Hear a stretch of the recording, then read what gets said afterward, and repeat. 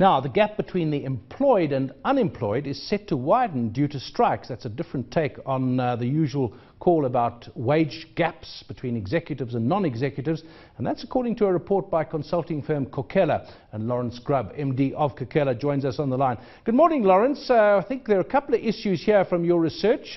What would you say are the main conclusions? The one of them that I've just mentioned there, of course, is it's not so much the gap between executives and non-executives as between the employed and unemployed. How does that make sense?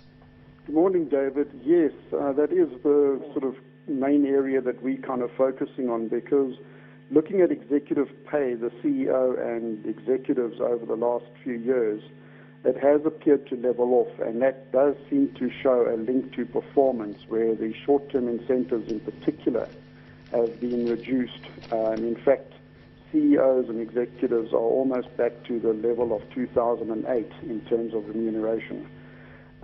Obviously, as the economy grows and the company's performance improves, one would probably see executive pay rising again.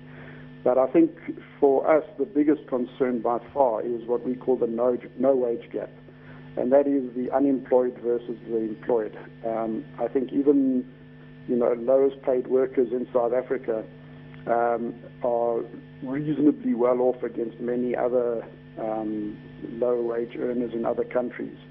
It's not to say that that's the way it should stay, or that they have enough, or that we're saying that they shouldn't ask for more. But I think the biggest issue really is around the unemployed, and how do we go about trying to create more employment in South Africa. That's not really a gap, is it? Because by definition the unemployed are not paid. So it's the gap between whatever the lower regions of worker pay is and zero.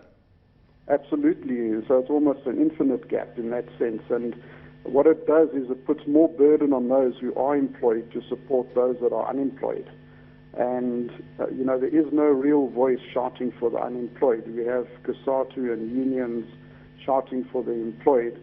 We were just talking earlier about AMPLATs who, shedding workforce, whichever way they want, it's happening. But it's not just AMPLATs, it's many companies out there who the only way to absorb the high increases is to actually shed jobs at the end of the day. Lawrence, does your research suggest that the classic problem, as we have presented with it, is the gap between very well-paid executives, and one hears of salaries for gold mining executives of 50 million rand, or packages 50 million rand, and the lower paid? And it's been suggested that that kind of gap, it is exploited and could be behind some of the strikes, in the emotional sense of saying people are resentful. Yes, that could be the case, and one can understand that, but one also has to look at South Africa's top executives in terms of global earnings and potential out there. And now it's not only just global, but a lot of countries in Africa are also growing in terms of their economy and their companies that are developing. And South African executives are, in demand because they have proved to be successful globally. So one mustn't be complacent and just think that there's no other place for executives to go.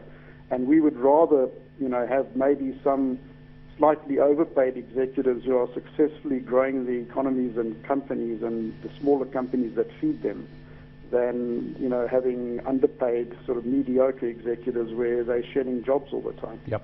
Thanks to Laurence Grubb, MD of Khokhela, for joining us.